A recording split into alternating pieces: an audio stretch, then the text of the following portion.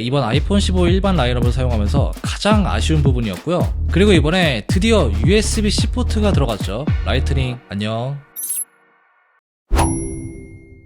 안녕하세요. 인스펙팅룸 엄준입니다. 제가 아이폰 15를 이제 한 2주 정도 사용해보고 있는데, 오늘은 제가 아이폰 15를 지금까지 사용하면서 느낀 여러가지 장단점들, 그런 부분들을 알려드릴 거고요. 그리고 여러분들이 가장 궁금해하시는 아이폰 15 프로, 이 아이폰 15와 아이폰 15 프로가 어떻게 다른지 이것까지 자세하게 알려드릴게요. 아마도 이 두 제품 중에 고민하시는 분들이 굉장히 많으실 것 같은데, 오늘 영상 보시면은 선택하는 데 도움이 될 거고요. 그리고 오늘 영상에서는 제가 가성비 좋은 아이폰 액세서리까지 같이 한번 추천을 해드릴 거예요. 그리고 저희가 구독자 이벤트를 진행하고 있죠. 바로 아이폰 15 이벤트인데요. 참여하시는 방법은 하단 고정 댓글을 참고해 주시고요. 아직 참여 안 하신 분들이 굉장히 많은 것 같은데, 많은 참여 부탁드릴게요.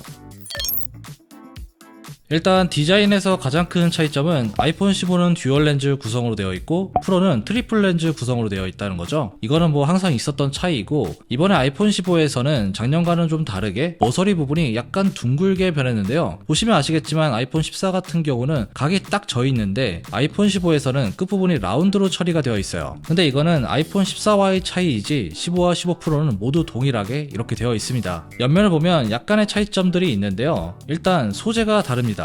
아이폰 15 일반은 알루미늄으로 되어 있고요. 프로는 티타늄이 들어갔어요. 사실 이 티타늄이 굉장히 고가의 소재이긴 한데, 예전부터 사용해오던 이 일반의 알루미늄도 제가 볼 때는 꽤 고급스러운 편이었고요. 색감 자체도 아주 예쁘고 괜찮았어요. 솔직히 말해서 이 티타늄이 은은한 광택감이 나서 엣지는 분명히 있어 보이긴 하는데, 생각보다 손에 유분이나 지문이 잘 찍혀요. 이런 부분에 있어서는 오히려 알루미늄 프레임이 더 좋습니다. 무게를 한번 보면 아이폰 15는 171g, 15 프로는 188g인데요. 이번에 프로가 20g 정도 무게가 줄어들었는데, 그래도 이렇게 같이 한번 들어보면 확실히 아이폰 15가 훨씬 더 가벼워요. 자, 보시면 아시겠지만 저는 이번에 이렇게 블루 컬러를 모두 다 구매를 했습니다. 그런데 이 블루가 두 개의 느낌이 상당히 다르죠. 이 프로의 블루 같은 경우는 되게 진한 네이비 색상 이런 느낌이 있고요. 이 일반의 블루는 이게 정말 오묘한데, 여러분들 영상 보신 분들은 아시겠지만 뭔가 좀 푸르스름하면서 좀 화이트 톤도 있고 되게 파스텔 톤의 뭔가 그런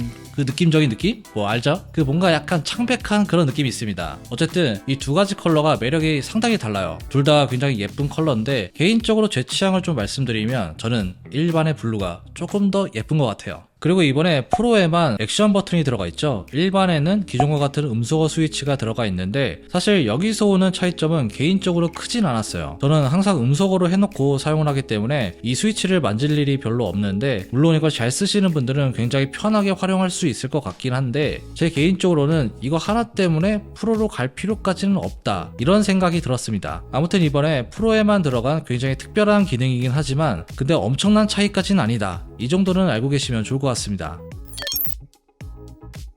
이번 아이폰 15 일반 라인업 화면에는 드디어 노치가 사라지고 다이나믹 아일랜드가 들어갔어요. 작년까지만 해도 노치와 다이나믹 아일랜드 이런 차이가 있었는데, 여기에서는 이제 차이가 완전히 없어졌고요. 그리고 화면 피크 밝기가 2000니트까지 올라갔는데, 이것도 프로와 동일한 사양입니다. 참고로 아셔야 될 게, 이거는 화면 전체가 2000니트까지 올라간다는 건 아니고요. 부분적으로만 2000니트까지 높아진다, 이런 건데, 작년 아이폰 14와 비교해보면 1000니트가 밝아진 거예요. 제가 궁금해서 아이폰 14랑 좀 비교를 해봤는데, 이게 실내에서는 그렇게 차이가 있진 않았어요. 그런데 해가 좀 쨍쨍한 야외에서는 아이폰 15가 확실히 밝다는 느낌이 들었어요. 야외 활동을 좀 많이 하시는 분들한테는 굉장히 좋은 업그레이드라는 생각이 들었고요. 그리고 프로와 일반을 보면 이 베젤이 좀 차이가 있습니다. 프로에 훨씬 더 얇은 베젤이 들어가 있어요. 그래서 화면만 놓고 보면 프로가 훨씬 더 시원한 느낌이 들고요. 그리고 120Hz 프로 모션도 이번에 프로에만 들어가 있습니다. 이게 살짝 아쉬운데, 비교해보면 확실히 프로가 훨씬 더 부드러워요. 이런 부분이 사용자가 가장 많이 체감할 수 있는 부분이라고 할 수 있는데, 옆 동네 삼성 같은 경우는 중저가 라인에도 120Hz 주사율을 넣어주죠. 자, 이게 이번 아이폰 15 일반 라인업을 사용하면서 가장 아쉬운 부분이었고요. 만약 여러분들이 화면에 좀 많이 민감하다, 나는 프로모션을 좀 써보고 싶다, 이런 분들은 당연히 프로로 가야 됩니다. 써보시면 아시겠지만 화면의 부드러움의 차이가 굉장히 큽니다. 그런데 나는 이런 고주사율 때문에 비싼 돈을 내는 게 싫다, 조금 망설여진다, 이런 분들도 계시겠죠. 그런 분들은 제가 볼 때는 그냥 일반을 선택하는 게 맞는 것 같습니다. 사실 60Hz도 물론 좀 아쉽긴 하지만 그래도 사용하는 데는 전혀 문제가 없어요. 자, 이제 배터리를 보면 이번 아이폰 15 시리즈는 배터리 용량이 전작에 비해서 조금씩 올라갔는데요. 현재 알려진 용량을 보면 아이폰 15는 3349mAh이고요 15 프로는 3274mAh입니다. 그러니까 프로보다 일반 모델이 좀 더 큰 배터리를 가지고 있는 건데요. 제가 대략적으로 체크를 해봤을 때 뭐 일상적인 용도 있죠. OTT 서비스나 SNS 이런 걸 위주로 사용했을 경우 하루 정도는 둘 다 충분했습니다. 그리고 저희가 작년 아이폰 14 배터리 테스트 결과를 좀 토대로 보면 그때도 아이폰 14가 14 프로보다 약 40분 정도 오래 갔습니다. 테스트 결과도 테스트 결과이지만 실사용에서도 아이폰 15 일반이 프로보다는 조금 더 배터리가 오래 간다는 느낌을 받았고요. 이런 차이가 나는 게 물론 배터리 용량도 있겠지만 프로에는 AOD나 120Hz 주사율 같은 기능들이 들어가 있죠. 이런 기능들이 배터리 소모에 분명히 영향을 주게 됩니다. 어쨌든 배터리는 둘 다 충분히 오래 간다. 그렇지만 15 일반이 조금 더 오래 갈 수 있다. 이 정도로 기억을 해두시면 되겠습니다. 그리고 이번에 드디어 USB-C 포트가 들어갔죠. 라이트닝 안녕. 이거는 일반 모델과 프로 모델 모두 동일하게 들어가 있어요. 다만 뭐 데이터 전송 속도 여기에서는 좀 차이가 있는데 어쨌든 포트의 뭐 형태는 동일합니다. 그런데 이런 얘기가 있더라고요. 이게 C 포트로 바뀌니까 충전 속도가 좀 올라간 거 아니냐 뭐 이런 얘기들이 있는데 실제 테스트 결과를 보면 충전 속도는 기존과 동일합니다. 그 이유는 전력을 강하게 입력할수록 온도가 높아지게 되는데 애플은 안정성을 고려해서 자체적으로 발열량에 따라 전력에 제한을 두는 그런 기술을 채택하고 있어요. 유선 충전뿐만 아니라 발열이 더 많이 나는 무선 충전은 더더욱 그렇고요. 따라서 여러 대의 제품을 동시에 충전하지 않는 한 굳이 비싸고 전력이 높은 충전기를 구매할 필요는 없는 거죠. 어쨌든 이번에 포트가 좀 달라졌고 또 아이폰 15가 새로 나왔잖아요. 그래서 충전기를 새롭게 구매하시는 분들이 분명히 계실 텐데요. 제가 이번에 가성비 좋은 충전기를 하나 알게 됐는데요. 이게 생각보다 괜찮더라고요. 제가 오늘 간단하게 좀 알려드릴게요. 바로 모잇에서 나온 3-in-1 맥세이프 충전기인데요. 일단 디자인은 깔끔한 화이트로 되어 있고요. 이렇게 맥세이프를 이용해서 아이폰을 충전할 수 있고요. 옆에는 애플워치 그리고 하단에는 에어팟까지 동시에 충전할 수가 있어요. 깔끔한 디자인에 이런 충전 기능까지 있어서 애플 유저분들이라면 마음에 들어할 수밖에 없는 무선 충전 거치대인데 특히 가장 놀라웠던 건 바로 가격이에요. 가격이 무려 3만원 밖에 안 합니다. 진짜 가성비를 따진다면 비교할 만한 제품이 거의 없는 거죠. 맥세이프 자력도 강한 편이라서 가로로 영상을 시청해도 전혀 미끄러지지 않았고요. 많은 분들이 신경쓰는 호환 이슈도 전혀 없었습니다. 충전은 스마트폰은 최대 15W, 애플워치는 3W, 에어팟은 5W로 가능한데요. 전체적으로 사용하기 편리했습니다. 추가로 현재 6,000원에 나온 모잇의 25W 충전기도 있는데 집에 고속 충전기 없으신 분들은 이런 제품도 함께 사용하면 좋아요. 제가 이 제품에서 무엇보다 만족스러웠던 점은 집이나 사무실 어떤 공간에 놓아도 주변과 자연스럽게 어울린다는 점이었는데요. 후면에 무드등도 있어서 좀 색다른 분위기를 연출할 때도 좋았습니다. 여러분들 중에서 이런 무선 충전 거치대 사용해보신 분들은 아시겠지만 집에서 이게 쓰다가 없으면 정말 불편하죠. 보통 이런 제품들은 10만원대 정도 하는데 이 제품은 정말 착한 가격으로 나왔고요. 비록 광고이지만 3만원대에서는 보기 힘든 제품이고 개인적으로 상당히 좀 만족스럽게 사용하고 있는 제품이라서 이렇게 소개를 해드리게 되었어요. 그리고 이번에 추첨을 통해서 5분께 제품을 증정해드릴 예정이니까 관심 있으신 분들은 아래 링크를 참고해주세요.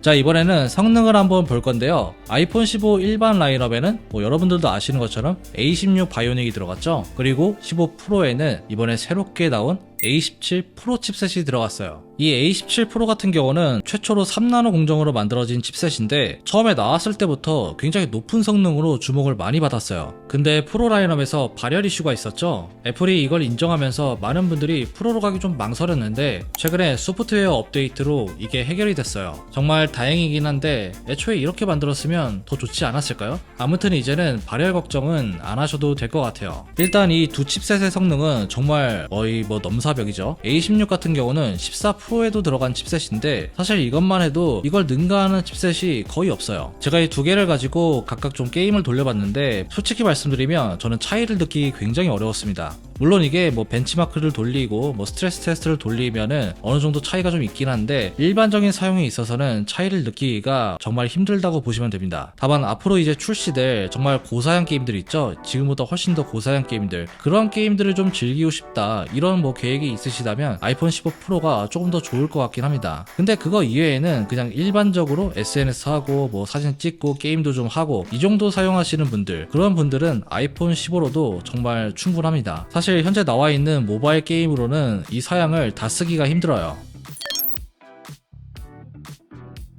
자, 이번에는 카메라를 한번 볼 건데요. 이번에 정말 이례적으로 일반 라인업에 48메가픽셀이 들어갔죠. 이제는 프로와 일반에서 화소의 차이는 사라지게 된 거예요. 그런데 아직까지 약간의 차이는 있습니다. 자, 바로 조리개 값이 다르다는 건데요. 일반은 f1.6 값을 갖고 있고요. 프로는 f1.78의 값을 가지고 있어요. 보통 조리개 값이 낮을수록 빛을 더 많이 받아들일 수 있는데요. 이 두 메인 카메라의 결과물을 좀 비교해 보면 확실히 일반이 프로보다는 조금 더 밝게 나오는 경향이 있습니다. 그리고 색감도 약간은 다른데 조금 더 차가워진 느낌? 그런 느낌이 들었어요. 또한 기본 카메라에서 15 프로는 24mm로 설정이 되어 있고요. 아이폰 15는 26mm로 되어 있습니다. 같은 배율로 놓고 보면 15 프로가 약간 더 화각이 넓게 찍히게 돼요. 그리고 이번에 일반 라인업에 2배중 옵션이 들어갔는데 이 2배중으로 비교를 해봤을 때는 프로와 일반에서 눈에 띄는 차이점은 없었습니다. 3배중의 경우는 좀 다른데 여기에서는 프로가 조금 더 선명하게 나왔어요. 당연히 이거는 프로의 3배 광학줌이 있기 때문에 좀 더 결과물이 좋은 건데 확실히 망원 카메라가 있는 프로가 줌 기능에 있어서는 조금 더 앞선 모습이었습니다. 그리고 48메가픽셀을 지원한다고 해서 이게 항상 48메가픽셀로 찍히는 건 또 아니에요. 상황에 따라서 달라지는데 일단 기본적으로는 24메가픽셀로 촬영이 되고요. 48메가픽셀로 찍으려면 따로 설정을 해줘야 되는데요. 카메라 설정에서 해상도 제어기 이걸 활성화시켜주세요. 그러면 카메라 앱 오른쪽 상단에 HEIF 최대 이렇게 표시가 됩니다. 이거를 클릭해주면 활성화가 되는데 이 상태에서 찍어야지 48메가픽셀로 찍히게 되는 거예요. 해상도가 확실히 다르기 때문에 이 설정이 필요하신 분들은 꼭 알고 계시면 좋겠죠. 자, 오늘 이렇게 아이폰 15와 아이폰 15 프로 어떤 점들이 다른지 알려드렸고요. 아마 여러분들이 이 두 모델 중에서 고민을 많이 하실 텐데 이번 영상이 조금이라도 좀 도움이 됐으면 좋겠어요. 그리고 제가 오늘 소개해드린 충전기도 한번 고려해보시면 좋을 것 같고요. 이벤트 참여도 많이 부탁드립니다. 오늘 준비한 내용 여기까지고요. 질문 있으시면 댓글 남겨주세요. 지금까지 엄준이었습니다. 다음에 봐요.